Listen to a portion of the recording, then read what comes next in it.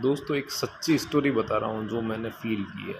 वैसे मैं यूनिवर्स को और इस तरीके को पहले मानता नहीं था, पर जब से मैंने ये धीरे-धीरे फ़ील करना चालू किया उसके बाद मुझे धीरे-धीरे सच्चाई थोड़ा लगने लगा है। देखिए मैं आपको प्रैक्टिकल बताता हूँ, मैंने 4 दोस्तों को 1-1 लाख रुपए के अराउंड पैसे दिए थे। उसमें से 2 तो मेरे मतलब परिवार के ही कुछ रिलेशन वाले ही थे और एक मेरा जातिगत भाई था और एक मेरा प्रिय मित्र था। चारों को मैंने 4 लाख रुपए उनके समय अनुसार उनकी माँग पर बार-बार उनके आग्रह पर मैंने दिए।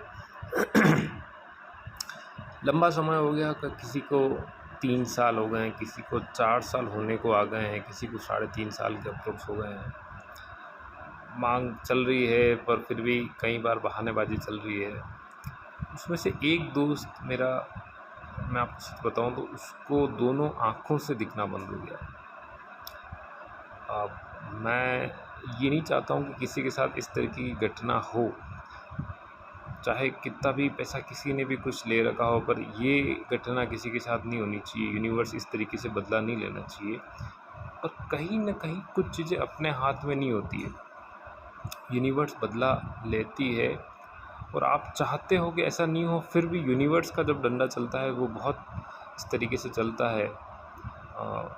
देखिए उसका रीज़न है, कोई भी व्यक्ति अगर किसी को पैसे दे रहा है तो उसने कुछ दुख देख करके, कॉस्ट कटिंग करके, अपने शौक मार करके, गाड़ी व मतलब हर चीज़ में उसने कमी करके पैसा इकट्ठा करके आपको दिया होगा।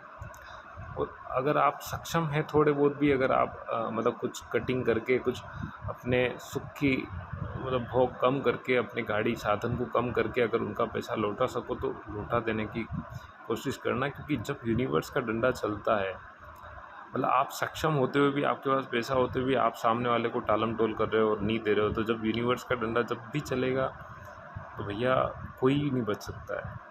और उसके बाद तो कोई मतलब सॉल्यूशन ही नहीं है जब इस तरीके का डंडा चल जाए। आप सोचो दोनों आँखों से अगर कोई अंधा हो जाए तो उसके बाद क्या सॉल्यूशन? जिसने पैसे दिए वो भी सोचेगा अरे भैया क्या हो गया? क्योंकि उसको भी पता है उसका पैसा अब आने वाला नहीं है। पर जिसके साथ ये घटना हुई है वो इतनी मतलब गंभीर है कि किसी को कुछ कहा नहीं जा सकता।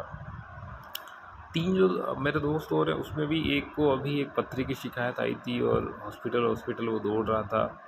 एक और दोस्त को भी मैंने मैसेज किया, वो कह रहा मैं हॉस्पिटल एडमिट हूँ, हालाँकि उसकी पूरी डिटेल्स मेरे पास नहीं आई है।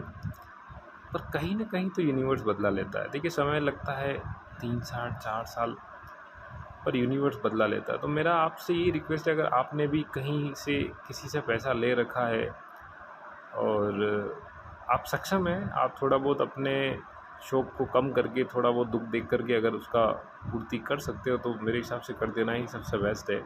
क्योंकि जिस व्यक्ति ने आपको दिया है ऐसा नहीं है कि उसको कोई कहीं से पैसा आ गया और आपको दे दिया, उसने भी अपने शौक मारे हैं, कहीं न कहीं दुःख देखा है और आपको पैसे दिए हैं।